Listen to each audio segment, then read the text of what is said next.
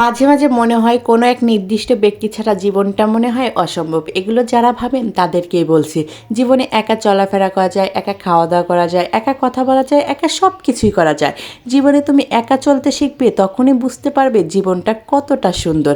যাই হোক, আসসালামু আলাইকুম, কেমন আছেন সবাই? আশা করছি সবাই অনেক অনেক ভালো আছেন। এটা ছিল গতকাল রাত্রে থেকে এত পরিমাণ ঠান্ডা পড়ছে কি আর বলবো। তাই হচ্ছে বিছানায় একটা কম্বল পেয়ে নিচ্ছে। এটা হচ্ছে আমি প্রতিবার শীতের শুরুতেই পারি, কিন্তু এবার আর পারা হয় না। কিন্তু 2-3 দিন ধরে এত ঠান্ডা পড়ছে, কোনো মতে আর থাকা যাচ্ছে না। তাই ভাবলাম একটু আরামের ঘুম হলেও এই কম্বলটা পারা খুবই দরকার।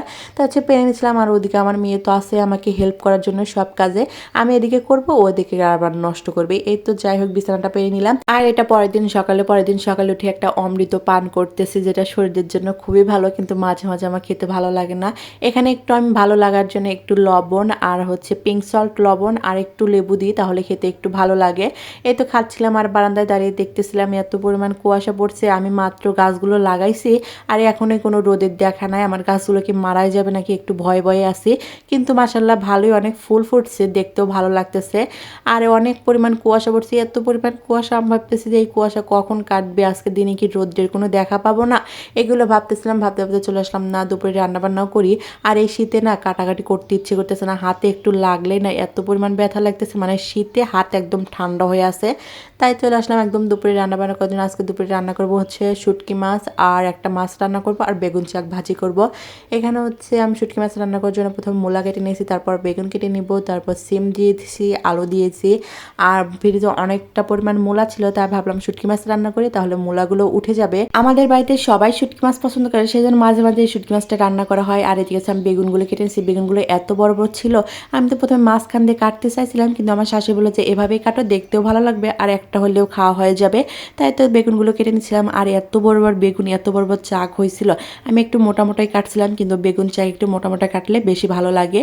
এই তো 2টা বেগুনে অনেকটা পরিমাণ হয়ে গেছে। মোট 3টা বেগুন নিয়ে আসলো, আমরা একটা ভর্তা খাইছি আর 2টা ছিল, তাই ভাবলাম 2টা একটু চাক ভাজি করে নিই। আর এদিকে হচ্ছে দুপুরে রান্না করার জন্য মাছটা আমি একটু ভাজি করে নেব, হালকা ভাজি করে তারপর মাছ রান্না করব। মাছগুলোর প্রথমে আমি গায়ে হলুদ করে নিচ্ছি। এখানে হলুদ আর লবণ দিয়ে মাছগুলোকে আমি ভালোভাবে মাখিয়ে নিচ্ছি। অনেকদিন পরে মাছ ভাজি করে একটু রান্না করব। আমরা বেশিরভাগ মাছ হচ্ছে কষিয়ে রান্না করি, ভাজি করে একটু কমই রান্না করি। এই তো কড়াইয়ে তেল দিয়ে তারপর হচ্ছে আমি মাছগুলো দিয়ে দিলাম। আর দুপুরবার বেশিরভাগ হচ্ছে আমি মাটির চুলায় রান্না করি, কারণ শীতের সময় একটু মাটির চুলায় রান্না করলে ভালো লাগে, গরম গরম ভাব থাকে, অনেক ভালো লাগে। কিন্তু যখন গরমের সময় আসে তখন তো মাটির চুলার কাছেই আসতে মন চায় না, এত পরিমাণ গরম হয়।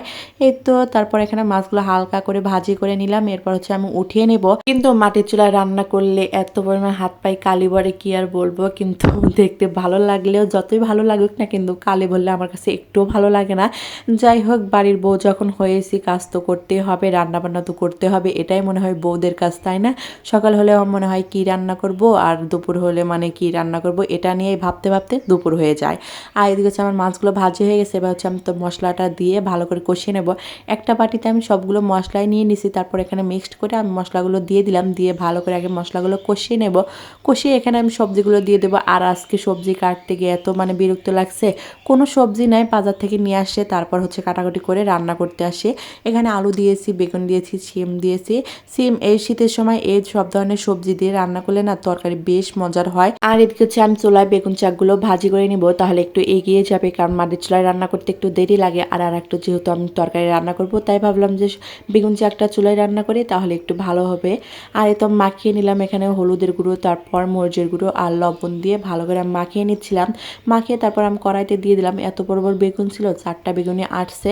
এতো দিয়ে তারপর ঢাকনা দিয়ে দিলাম একটু সিদ্ধ হওয়ার জন্য। আর দিয়েছি আমার তরকারিটা কষানো হয়ে গেছে, আমি ঝোলটাও দিয়ে দিয়েছি।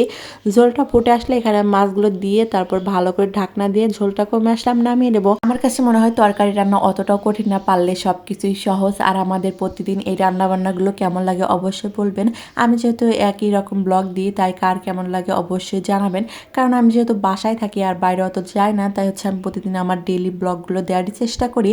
আমি বাসায় কি করি না করি সেগুলো দেওয়ারই একটু চেষ্টা করি। এতে আমি বেগুন চাকগুলো ভাজি করে নিচ্ছি। আর এত বড় বড় বেগুন ছিল, মানে দেখতেও ভালো লাগতেছিল। আর বেগুন চাকগুলো খেতে ভীষণ ভীষণ মজার হয়েছিল। আর এদিকে হচ্ছে আমি শুটকি মাছ রান্না করার জন্য মশলাগুলো কষিয়ে নিয়েছি। এবার হচ্ছে আমি শুটকি মাছগুলো দিয়ে দেবো। সেটা দেখালাম না, কারণ একটা করতে গিয়ে আর একটা করতে গিয়ে অনেক দেরি হয়ে যায়, তাই হচ্ছে ভিডিও সব কিছু করা হয় না। আর যেহেতু একা হাতে সব কিছু করা, তাই একটু মানে গুছিয়ে করতে অনেকটা পরিমাণে সময় লাগে। যেহেতু মশলাগুলো কষানো হয়েছে, এবার এবার হচ্ছে আমি শুটকি মাছগুলো দিয়ে দিলাম, দিয়ে ভালো করে কষিয়ে নেব। শুটকি মাছগুলো কষানো হয়ে গেলে এখানে আমি সবজিগুলো দিয়ে দেবো। আর আমি এই ভয়েস দিতে আসছি পাখির এত কিসিমিসি কি আর বলবো, শুনতে ভালো লাগতেছে কিন্তু আমার এই ভয়েসের জন্য খুবই খারাপ শোনা যাচ্ছে, কেউ একটু ইগনোর করবেন, সবাই একটু ইগনোর করবেন। যাই হোক, এবার আমার তরকারিগুলো কষানো হয়ে গেছে, এবার একটু ঝোলও দিয়ে দেবো। আর শুটকি মাছ রান্নাটা অনেক অনেক মজার হয়েছিল। আমি ঝোলটা দিয়ে চলে আসলাম, আপু পরেরটা নামিয়ে নিয়েছে, আমি আর কিছু করি নেই। এ তো বেগুন শাক ভাজি হয়ে গেছে, দেখতে কেমন হয়েছে অবশ্যই বলবেন, খেতে ভীষণ মজার হয়েছিল।